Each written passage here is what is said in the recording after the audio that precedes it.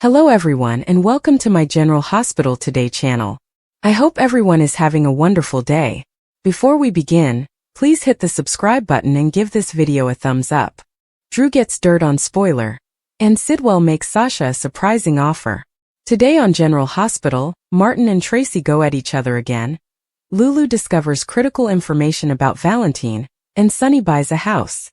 Sunny meets with Lucy at the Metro Court. He needs a new home. Tells her what he's looking for and Lucy knows just the location for him.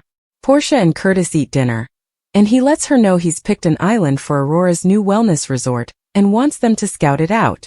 Drew stops their chat and adds, "Curtis, you never thought I'd find out?" He accuses Curtis of using his Aunt Stella to get to Congressman Henderson and locking him out of the House Appropriations Committee. Drew asks if he spoke to Henderson, and Curtis answers he did. He told him about the Esplanade and its impact on the inhabitants of Port Charles. He says Henderson performed his own investigation on the topic. Drew advises him this was a terrible mistake and adds, "You take something from me, I take something from you." Portia interjects and informs Drew that Curtis was his friend and that he deceived him. She asks, "Honestly, what is wrong with you?" Drew insists he did not betray Curtis, and that Curtis betrayed him. She says he let Curtis believe he would take over as CEO. Drew explains he wanted someone with more expertise, and would have allowed Curtis return to the wellness division. Curtis thinks things would have been okay if Drew had been open with him. Unfortunately, he lied to his face. Drew remarks that he was right not to trust him, it seems, and storms out. Portia believes Drew could still be an issue, as he seems determined to come after Curtis. Curtis claims his faults are out in the open, and Drew may dig all he wants, but he won't find anything on him. Drew meets with Selena Wu in her office and says a while ago she implied she had something on Curtis. Selena regretfully doesn't, but she does have dirt on Portia. She provides him the proof that Dr. Robinson tampered with test results, and all she expects is a favor in return at some time. She wonders whether this is the kind of thing he was searching for. Drew says this will do fine. At Bobby's, Lulu reconnects with Spinelli. She was hoped he could help her find Valentine. Spinelli adds he's looked everywhere for him, and there is no trace of him. Lulu wants to break into Valentine's house, as she feels the FBI could have missed something. Dante and Gio enter, and Dante says hi to Lulu and Spinelli. Dante observes Spinelli looks apprehensive, but Lulu says that's how he always looks. Once Dante and Gio go off, Spinelli explains they can't break into Valentine's anymore since the PCPD is upon them. She says Dante suspects nothing, and she wants his help finding her daughter. Gio opens up to Dante. Dante and Gio grab a table and Dante asks what Gio wants to talk about. Gio claims he's struggling to find out how he fits in with the QS. Dante doesn't think he needs to worry since the family likes him. Gio notes, "Not everyone." Gio tells Dante how he got on Tracy's bad side by disagreeing with her filing a cease and desist against Drew for using the Quartermain name. He feels that will damage Scout. Tracy shut his opinion down since he's not a Quartermain. Dante thinks that between them, Tracy respects individuals who stand up to her, though she'd never admit it. Gio chuckles that she did say he'd make a better Quartermain than Drew. Lulu uncovers important information. Spinelli and Lulu head to Valentine's residence. Spinelli hacks the alarm system and they break in.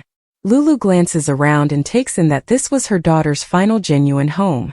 It was her whole world and she knows nothing about it. Suddenly they hear voices outside. Lucy has brought Sunny to visit the property and claims this home is like Fort Knox, and she just needs to disable the alarm first, which she can do on her phone. Lulu and Spinelli hide behind a desk as Lucy and Sunny enter. She comments that it comes entirely equipped, since the last owner had to leave town fast. Suddenly, Christina walks in and asks her dad if he's truly considering buying Valentine's old house. Sunny gives Lucy a look. Lucy insists she was going to tell him, but she wanted him to enjoy it first. Sunny questions how she can sell this home without Valentine. Lucy says Valentine's lawyer Martin is selling it for him, and Valentine is not returning. She doesn't know how Martin knows, but he's still Valentine's attorney, so they must be in communication. Lulu, hearing this, gives Spinelli a glance. Christina admits that is a lovely place and every place has a history. After a tour of the home, Christina informs her dad that he has to buy this place, and that Avery will love it. Sonny says he's sold, so they go to draw up the papers. After they leave, Lucy sets the alarm again. Back inside, Lulu informs Spinelli that her uncle knows how to locate Valentine, and that Martin would guide her to her daughter. Tracy and Martin have another spat.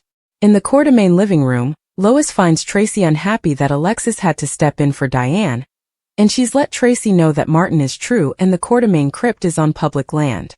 Alexis steps out to take a call. Alexis returns with Martin, and Tracy questions what this charlatan is doing here. Alexis invited him to try and settle things calmly and reasonably. Alexis believes if Tracy goes on with her cease and desist, Martin will divulge the facts about the family crypt, which will become a lengthy court struggle. In the meantime, her loved ones will be removed from the crypt. Tracy responds, "Fine, if Drew wants attention using their last name, so be it." Martin exclaims, "I knew it. Your parents are buried on public land, and it's my civic responsibility to disclose it." Everyone is left stunned. Martin thinks the crypt is a menace to public health. Alexis argues the crypt is not a public hazard and gets both Martin and Tracy to drop their threats and back down.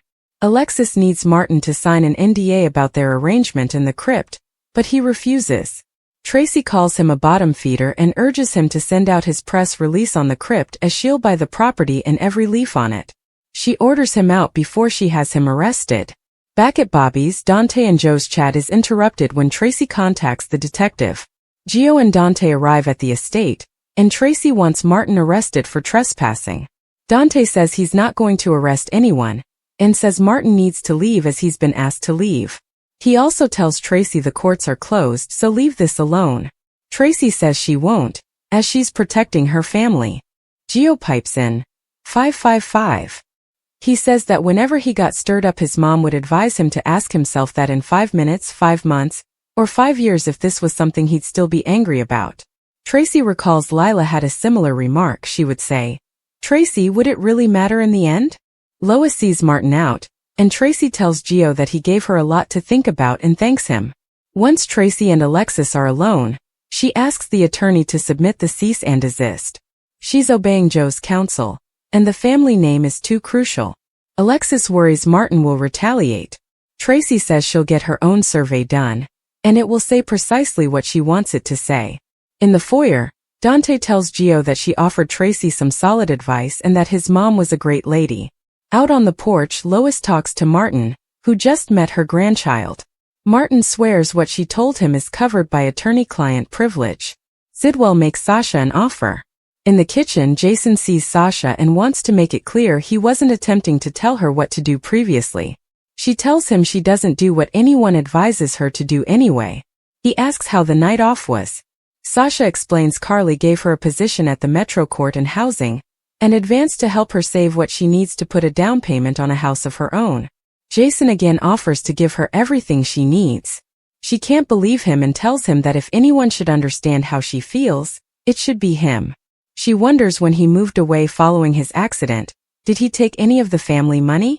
He didn't, since he wanted to manage his own life and he didn't recall his family. She believes if she takes his money, the family will see it as justification for her bringing her baby into the family fold. Jason insists he won't let that happen.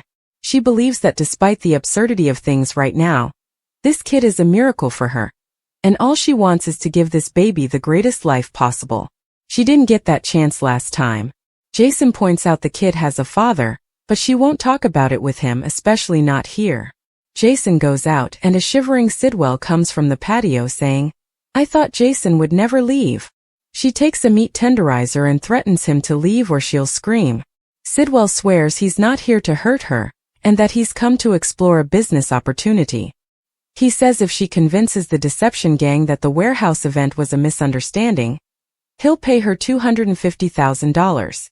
Sasha points out she used to work for deception, and she cares about Maxie as they are family.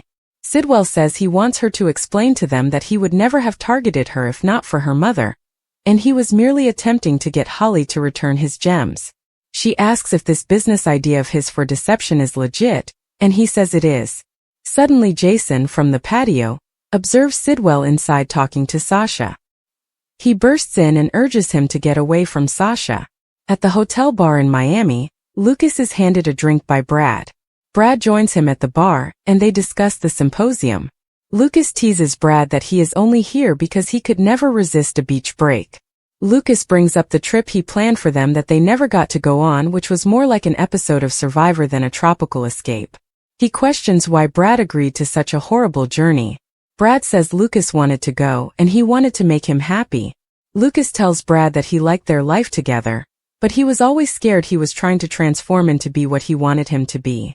Brad says he's done some dirty things and is trying to be a better guy, and back then he just wanted to be worthy of Lucas. He knows he was tying himself into knots trying not to hurt Lucas, but that's what he did in the end. Lucas admits when he got back to the hospital and he found out Brad was working there, he cut him off as seeing him was too difficult. It wasn't the unpleasant memories that stung. It was the excellent ones. He quickly found himself looking for Brad, and he was there for him when Sam died. Brad asks Lucas, "Are you saying there could be a us again?" Lucas pulls him into a kiss. Brad and Lucas quickly wind themselves back in Lucas' room going at one another. They rip off their clothing and fall on the bed. Brad eventually stops them and says he can't do this, not until he tells Lucas the truth.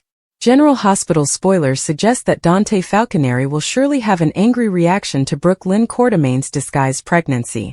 Lulu Spencer will force a confession concerning the kid Brooke Lynn had with Dante, so here's what Jitch has in store. The show's promo trailer for the week of March 3rd to 7th depicts Lulu reeling over Martin Gray's case notes, which suggests Brooke Lynn became pregnant by Dante and stayed silent about it. Lulu will realize Brooke Lynn had Dante's baby, and never notified him about the pregnancy or the adoption that followed.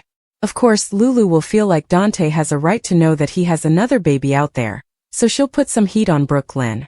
If Brooke Lynn doesn't tell Dante the truth herself, then Lulu will insist she's going to do it for her.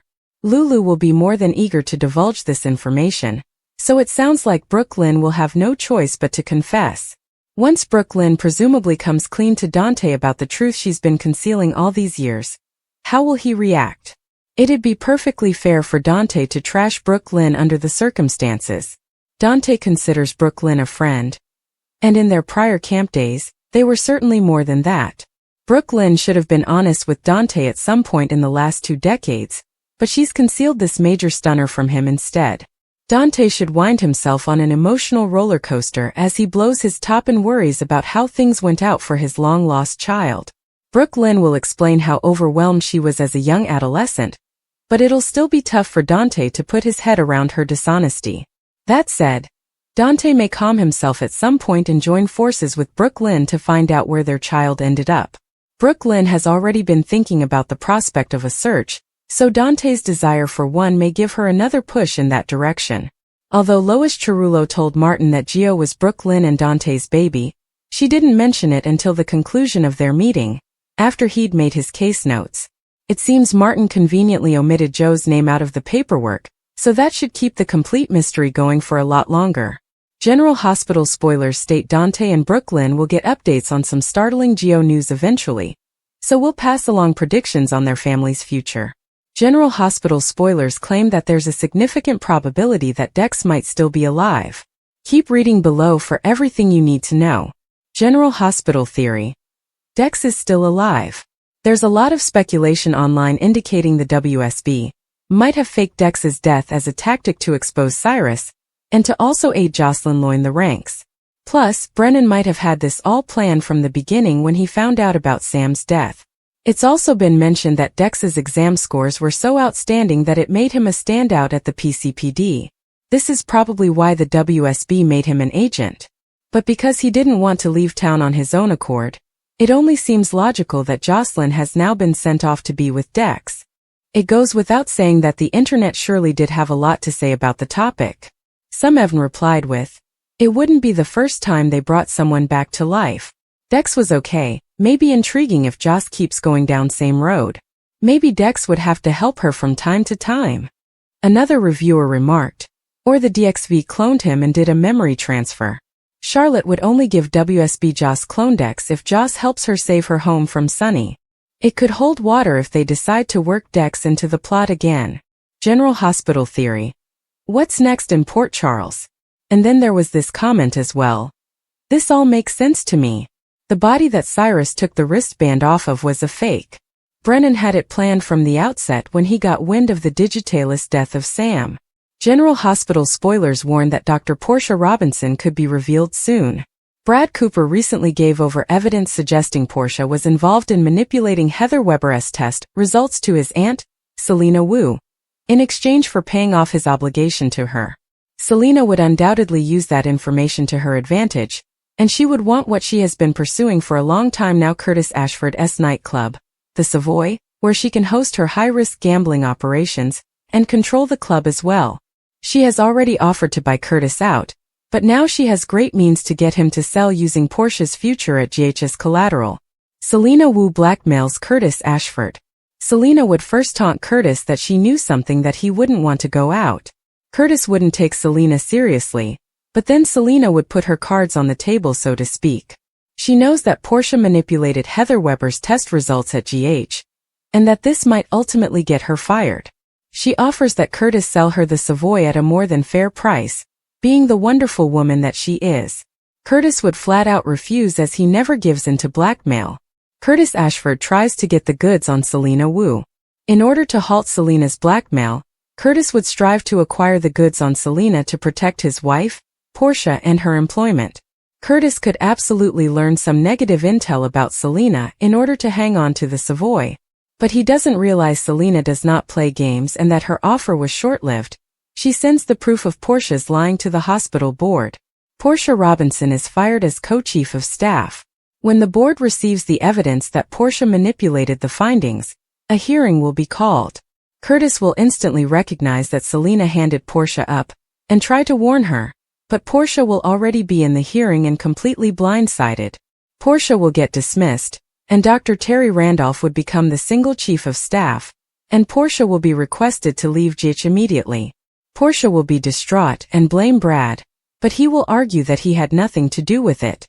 Portia Robinson ends her marriage with Curtis Ashford. Once Portia is fired, Curtis would tell Portia what happened, and Portia would be enraged with Curtis. She will not understand why he chose the Savoy over her, and it will damage their marriage. Curtis could try to explain that he was trying to find a method to stop Selena, but it was too late. Portia wouldn't be able to tolerate this and would notify Curtis that their marriage is ended.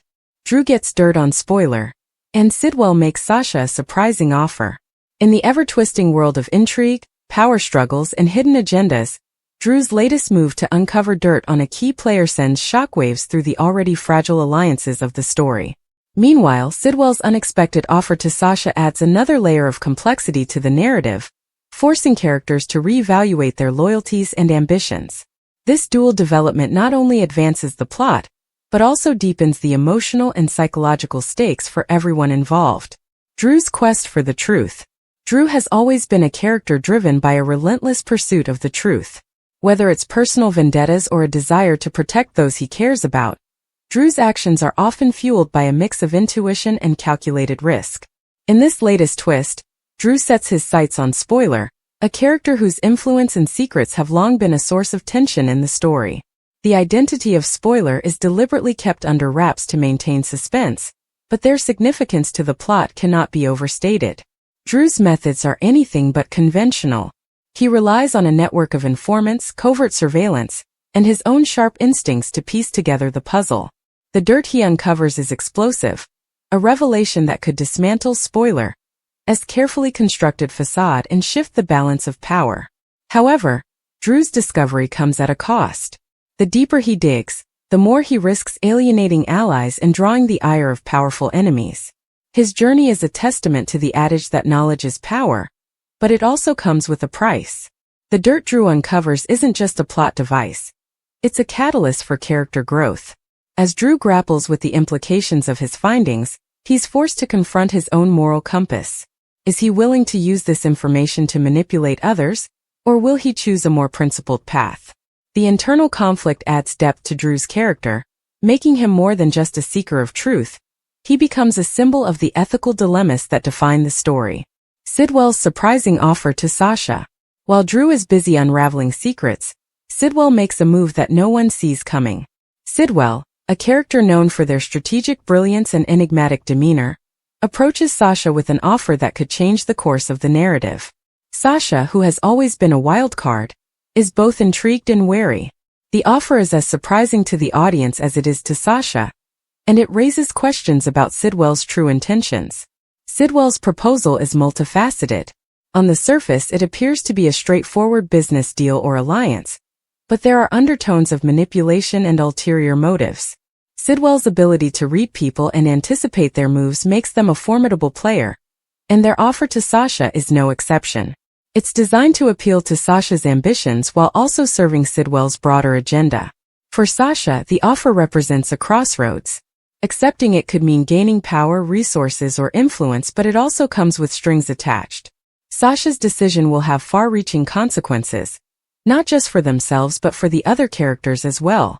The offer forces Sasha to confront their own desires and fears, adding a layer of psychological complexity to their character. The intersection of Drew's dirt and Sidwell's offer. The timing of Drew's discovery and Sidwell's offer is no coincidence. In a story where every action has a reaction, these two developments are intricately connected.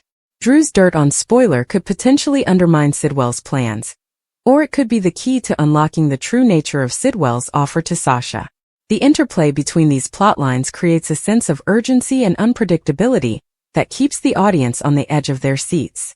The intersection of these events also highlights the theme of power and its corrupting influence. Drew's quest for truth is a search for power in the form of knowledge, while Sidwell's offer to Sasha is a blatant exercise of power. Both characters are grappling with the consequences of their actions, and their choices will shape the trajectory of the story. Character dynamics and relationships. The developments involving Drew, Sidwell, and Sasha also have a profound impact on the relationships between the characters. Drew's discovery puts him at odds with Spoiler, creating tension that could escalate into open conflict. At the same time, Sidwell's offer to Sasha introduces a new dynamic to their relationship. Sasha's decision could either strengthen their bond with Sidwell or drive a wedge between them. The ripple effects extend to other characters as well. Allies and enemies alike are forced to reassess their positions, and the shifting alliances add another layer of complexity to the narrative. The story becomes a web of interconnected relationships, each one influenced by the actions of Drew, Sidwell, and Sasha. Themes and symbolism. At its core, this storyline explores themes of power, trust, and morality. Drew's dirt on Spoiler is a metaphor for the hidden truths that lie beneath the surface of every relationship and institution. Sidwell's offer to Sasha represents the seductive nature of power and the compromises it demands. Together, these elements create a narrative that is as thought-provoking as it is entertaining. The symbolism is also worth noting. Drew's relentless pursuit of the truth can be seen as a quest for enlightenment, while Sidwell's offer to Sasha symbolizes the temptations of ambition. The interplay between these two forces drives the story forward and gives it a deeper meaning. Conclusion. In conclusion, the dual developments of Drew uncovering dirt on Spoiler and Sidwell making a surprising offer to Sasha are pivotal moments in the narrative. They advance the plot, deepen the characters, and explore themes that resonate with the audience. As the story unfolds, the consequences of these events will continue to shape the lives of the characters and the world they inhabit.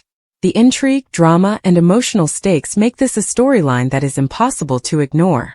Dante reacts to Brooklyn's hidden pregnancy. Lulu forces child confession. The sun was setting over Port Charles, casting a golden hue over the city as Dante Falconeri made his way home after a long day at the PCPD. He had been working on a particularly challenging case, and his mind was still racing with details and leads. As he walked into the living room of his apartment, he was greeted by the sight of his wife, Lulu Spencer, sitting on the couch with a determined expression on her face. Something was clearly on her mind. "Hey babe," Dante said, leaning down to kiss her. "You okay? You look like you're about to solve the world's problems." Lulu looked up at him, her blue eyes filled with a mix of concern and resolve. "Dante, we need to talk. It's about Brooklyn." Dante's brow furrowed. "Brooklyn? What about her? Is she okay?" Lulu hesitated for a moment, choosing her words carefully. "I think she's hiding something. Something big. And I think it's time we got to the bottom of it." Dante sat down beside her, his curiosity piqued. "What do you mean?" What could she possibly be hiding? Lulu took a deep breath. I think she's pregnant. The words hung in the air like a thunderclap. Dante blinked, trying to process what he had just heard. Pregnant? Brooklyn? Are you sure? Not entirely, Lulu admitted. But I've noticed things. She's been avoiding certain foods, wearing loose clothing, and she's been unusually secretive lately. And then there's the way she's been acting around Valentine. Something's going on, Dante. I can feel it. Dante ran a hand through his hair, trying to make sense of the situation. Okay, even if she is pregnant, why would she hide it? It's not like she's a teenager. She's an adult. She can make her own decisions. That's what worries me, Lulu said. If she's hiding it, there must be a reason. And if Valentine is involved, it could be something serious. You know how complicated their relationship is. Dante nodded, his mind racing. Valentine Cassadine was a powerful and enigmatic figure in Port Charles, and his connection to Brooklyn had always been a source of tension within the Courtemain family. If Brooklyn was indeed pregnant, and Valentine was the father, it could have far-reaching consequences for everyone involved. What do you want to do? Dante asked, looking at Lulu. I think we need to talk to her, Lulu said firmly. She can't keep something like this a secret, especially if it affects the family. We need to know the truth. Dante sighed, knowing that Lulu was right. But he also knew that confronting Brooklyn about something so personal would not be easy. All right, he said. But we need to be careful. If she's not ready to talk, pushing her could make things worse. Lulu nodded, but her determination didn't waver. I know, but we can't just sit back and do nothing. This is too important. The next day, Lulu and Dante arrived at the Courtemain mansion, where Brooklyn had been staying since her return to Port Charles. The grand estate was as imposing as ever, with its sprawling gardens and towering columns. As they walked up the steps to the front door, Dante couldn't help but feel a sense of unease. He had always been close to Brooklyn, and the thought of confronting her about something so personal made him uncomfortable. Lulu, on the other hand, was resolute. She rang the doorbell, and a few moments later, the door was opened by Monica Courtemain, who greeted them with a warm smile. Lulu, Dante, what a pleasant surprise, Monica said. What brings you here? We're here to see Brooklyn, Lulu said, her tone polite but firm. Is she home? Monica nodded, though her expression grew slightly concerned. Yes, she's in the living room. Is everything all right? We just need to talk to her about something, Dante said, trying to reassure Monica. It's nothing to worry about. Monica studied them for a moment before stepping aside to let them in. All right. She's just through there. As they walked into the living room, they found Brooklyn sitting on the couch, flipping through a magazine. She looked up as they entered, her expression shifting from surprise to wariness. Lulu, Dante, she said, setting the magazine aside. What are you doing here? Lulu took a deep breath, stepping forward. We need to talk, Brooklyn. It's important. Brooklyn's eyes narrowed slightly, and she crossed her arms over her chest. About what? Dante exchanged a glance with Lulu before speaking. We've noticed that you've been acting differently lately, and we're concerned. We just want to make sure you're okay. Brooklyn's gaze flicked between them, and for a moment, she looked like she was considering brushing them off. But then she sighed, her shoulders slumping slightly. I'm fine. Really. You don't need to worry about me. Lulu stepped closer, her voice softening. Brooklyn, if something's going on, you can tell us. We're family. We're here for you. Brooklyn looked away, her expression conflicted. For a moment it seemed like she might open up, but then she shook her head. There's nothing to tell. I'm fine. Lulu's eyes narrowed, and her tone grew more insistent. Brooklyn, we know you're hiding something, and we're not leaving until you tell us the truth. Brooklyn's eyes widened, and she looked at Lulu with a mix of shock and anger. You have no right to come in here and demand answers from me. This is my life, and I'll handle it my way. Dante stepped in, trying to defuse the tension. Brooklyn, we're not trying to upset you. We're just worried. If something's going on, we want to help. Brooklyn shook her head, her voice trembling slightly. You don't understand. This isn't something you can fix. Lulu's eyes softened, and she reached out to place a hand on Brooklyn's arm. Then let us try to understand. Please, Brooklyn. We care about you. For a long moment Brooklyn was silent, her gaze fixed on the floor. Then finally she looked up, her eyes filled with tears. I'm pregnant. The words hung in the air, heavy and unyielding. Dante and Lulu exchanged a glance, their expressions a mix of shock and concern. Pregnant? Dante repeated, his voice barely above a whisper. Are you sure? Brooklyn nodded, her hands trembling as she wiped away her tears. I found out a few weeks ago. I didn't know how to tell anyone. I still don't. Lulu's heart ached for her cousin, and she pulled her into a tight hug. Oh, Brooklyn. I'm so sorry you've been carrying this alone. You don't have to go through this by yourself. Brooklyn clung to Lulu, her tears flowing freely now. I was so scared. I didn't know what to do. I still don't. Dante knelt down beside them, his voice gentle. Who's the father, Brooklyn? Is it Valentine? Brooklyn hesitated, then nodded. Yes. It's Valentine's. Lulu's eyes widened in surprise, but she quickly masked her reaction. Does he know?